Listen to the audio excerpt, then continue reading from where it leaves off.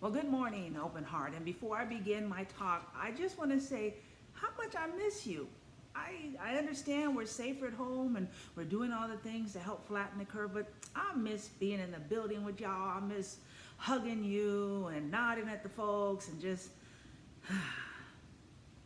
and I want to take a moment to thank you for loving and accepting me, taking in this wild child from California and loving my beautiful partner Gail and my wonderful daughter Lily. Thank you for living and being true examples of the light and love of the Christ divine within. And so thank you, thank you, thank you. I love you and I miss all of you. All right, that's all that emotion. Let's just take a moment to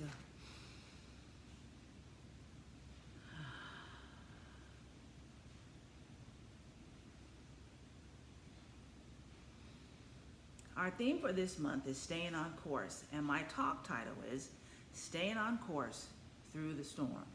Our foundation text for today is Mark 4:39. When Jesus woke up, he rebuked the wind and said to the waves, "Silence, be still."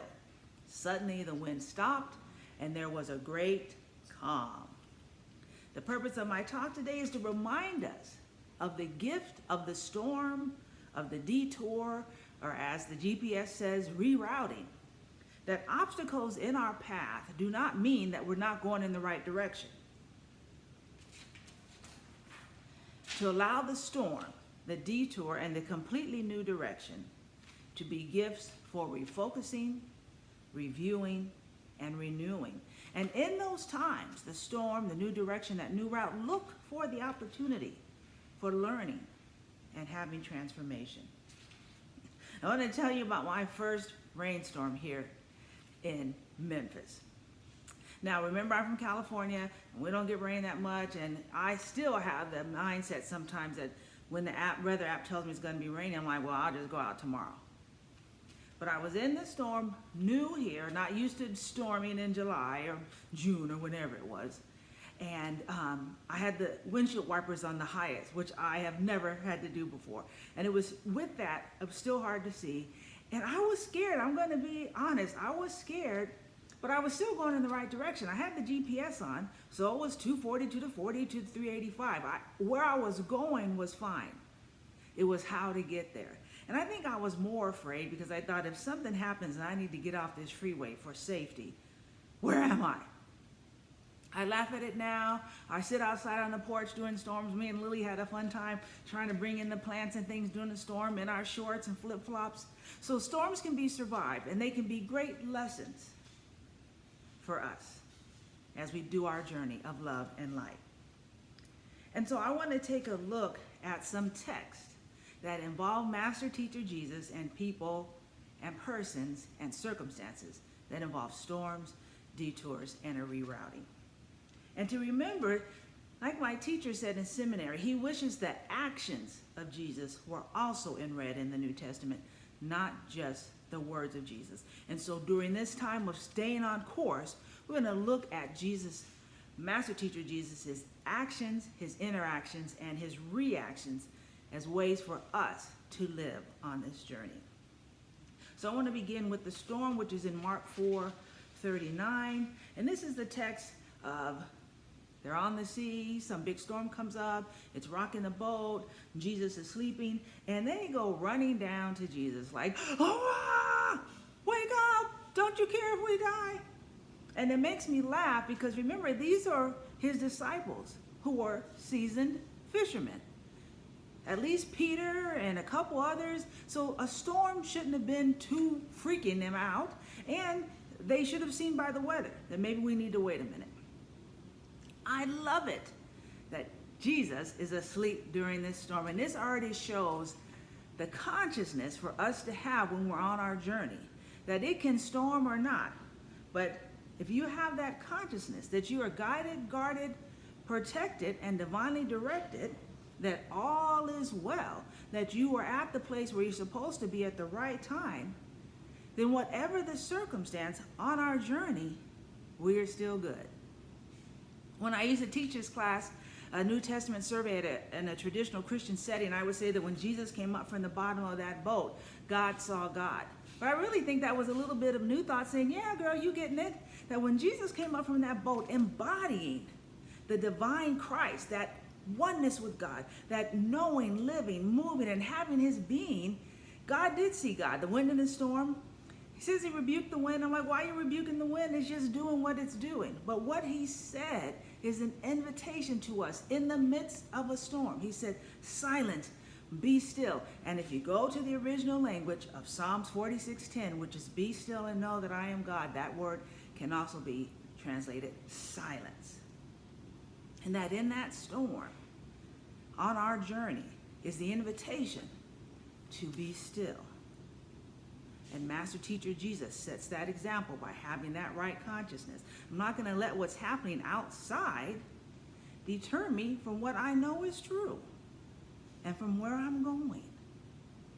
And if we could take that time to be still and know that the storm shall pass and we will continue on our direction to where we're going. I want to talk about the detour.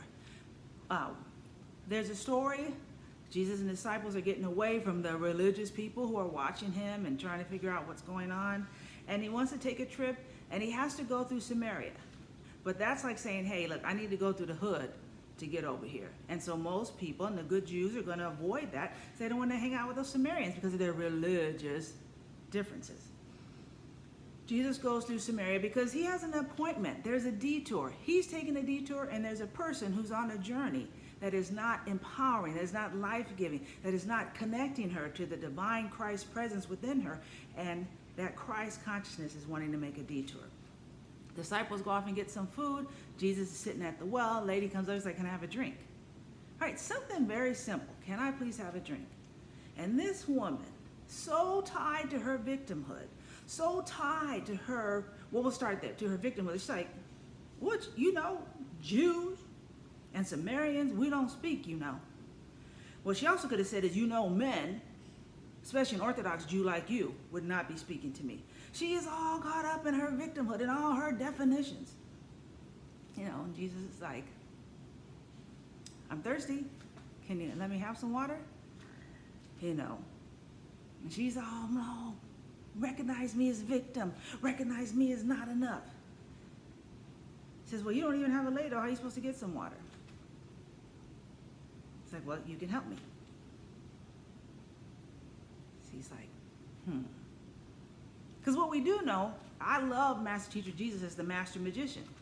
So he could have said, I am one with all that is, where there is no spot, where God is not, and I want some water. And so, Father, I thank thee, Divine Mother, I call upon thee. And in the oneness, I'm asking, I'm manifesting, I'm believing, I see it, and I allow it, that this water will come up out of this well and sit right here in my hand. And it would have done it. And so when he talks about, well, if you knew what was sitting in front of you, you wouldn't be worrying about this water. Oh, now let me get religious. You mean that you think you got something better than what Jacob? It's like, oh my God, lady, don't you see that the divine presence of love and life and joy and wholeness and health is right in front of you, but your religious and your circumstances, your victimhood is so important to you that you don't recognize freedom is right in front of you. And so there is this detour. Master Teacher Jesus is wanting to get her out of her victimhood, wanting to get her out of her bondage. And so he takes this detour to meet her. And as always, Jesus always loving the wrong people. I want to talk about how we can be invested in our religiosity. That oftentimes we think of those church people. Well, I had a student tell me one time, if you haven't read the King James 1611 authorized edition, it's like 1611 authorized edition. Or if you ain't read the Torah and the Talmud, you ain't a good Jew. If you haven't read the Quran, you're not a good Muslim. Say, well, we're New Thought. We're not with them. Let's take a step back. Because we can also, as New Thought people, when we disconnect from our oneness and our understanding of the namaste, that God is in everyone, be like, oh, did you read the Science of Mind, the 1926 edition. Have you read the Lessons in Truth and the 12 Powers of Man? Or maybe have you read It Works If You Work It by the Reverend Dr. Johnny Coleman? That we can get caught up in our magical books, just as the more religious people can. Because newsflash, the information in the Torah, in the Quran, in the New Testament, in the Mahabharata, in the Science of Mind, 12 lessons, there's only one source. There's only one story, that God is within all of us, and that divinity within us is wanting to break out and shine and heal and renew and restore. So whatever the magical book, if you've read it but you're not living it, it has no use. And here this woman, so caught up in her religion, doesn't understand or recognize that the life of that religion, the doing of that religion, the embodiment of the spirituality and the mysticism of that religion is right in front of her. And so that oftentimes we have to take a detour on our journey to check our consciousness, to make sure that it is evolving and growing and not stuck in that safe place. Because our journey is one of healing and consciousness raising, and there are people around us that need that same thing. And lastly, the rerouting, going in a whole new direction. I love the story of John 21. Here the disciples have gone through this whole thing, hung out with Jesus, the crucifixion, the resurrection. They've seen him, and Peter's like, "I'm gonna go fishing. We're gonna go with you. I'm gonna go back to how it was, because this new paradigm is new, and I don't know how to do it. And the teacher's not here. And even though all of that is within me, I'm gonna go back to my safety zone, to what I know." And I love it that Master Teacher Jesus knew exactly where to find them, back doing what they knew. Calls them out. Let's have a meal together. Let's have a talk.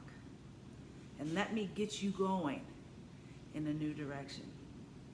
For the world is needing people that have touched the Christ within, that understand that they are healers, that understand that they are loving, understand that they are empowered, that they are agents of transformation, and to take what they have learned from this seminary level course training with this master teacher. It's not about going backwards. It's about going forward, and that staying on course through the storm, through the detour, and maybe a new direction to get to the same place is all the part of us growing and evolving as people of the light, as people who understand that there's no place where God is not, that life is good and all is well, that God is all in all. And so in you, in me, in others, there is light and life and hope. I end today with this quote from Ernest Holmes: "For our life is a journey." And Ernest Holmes says, "You are an eternal being now on the pathway of endless unfoldment. Never less, but always more yourself. Life is not static. It is forever dynamic, forever creating.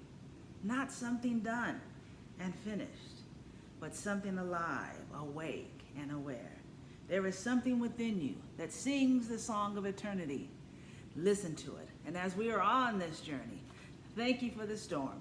Thank you for the detour. Thank you for the rerouting, because my journey is one to wholeness, health, love, light, to embodying the eternal, the true, my oneness.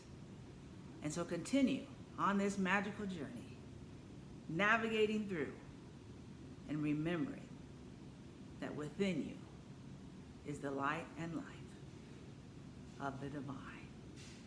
And so it is. Mwah!